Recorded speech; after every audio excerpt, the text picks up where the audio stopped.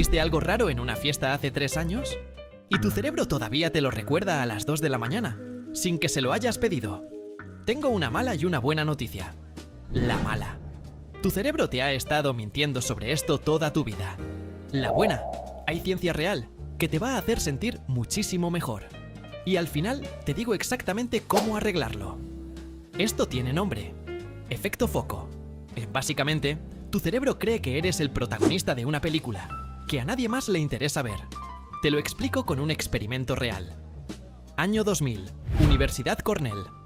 Un grupo de psicólogos agarra a un estudiante, voluntario, y le ponen una camiseta gigante con la cara de Barry Manilow. Si no sabes quién es Barry Manilow, tranquilo, ese es justo el punto del experimento. Antes de entrar a un salón lleno de gente, le preguntan, ¿cuántas personas crees que van a notar la camiseta? Responde, casi la mitad del salón. Entra, camina, sale. Los investigadores van con la gente del salón y preguntan, ¿notaron algo raro en la camiseta de ese chico? Menos de una cuarta parte se había dado cuenta siquiera de que la camiseta existía. La otra gente estaba, literalmente, pensando en su propia vida.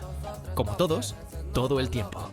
Y hay una segunda mentira, todavía más incómoda. ¿Crees que la gente puede notar cuando estás nervioso, avergonzado o mintiendo? Se llama ilusión de transparencia. Y la ciencia, otra vez, dice lo mismo. La gente lee muchísimo menos de lo que tú sientes que estás mostrando. Tú crees que estás sudando.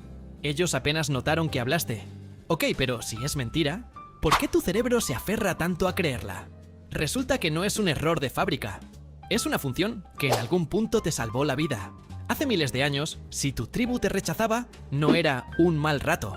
Era una sentencia de muerte. Sin grupo no había comida, ni protección, ni forma de sobrevivir. Entonces tu cerebro se armó una alarma.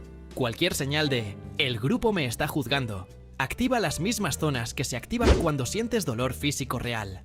Tu cerebro, literalmente, no distingue muy bien entre «me rompí el brazo» y «dije algo incómodo en el chat del trabajo».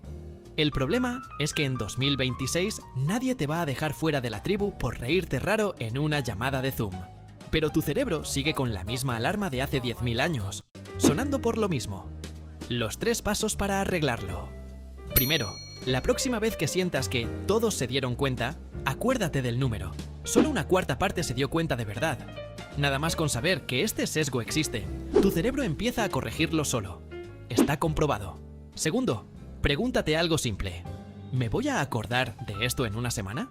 Si la respuesta es no, la persona que te vio tampoco se va a acordar. Está demasiado ocupada preocupándose por su propia versión de este video. Tercero, y este es el que más incomoda, exponte a propósito a algo mínimamente vergonzoso.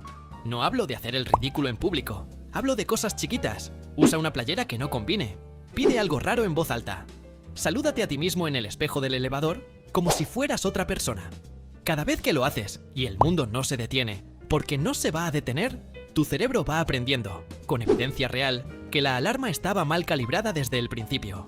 La próxima vez que a las 2 de la mañana tu cerebro te repita esa escena de la fiesta, dile que ya investigaste, que el estudio existe y que probablemente la otra persona ni se acuerda de tu nombre.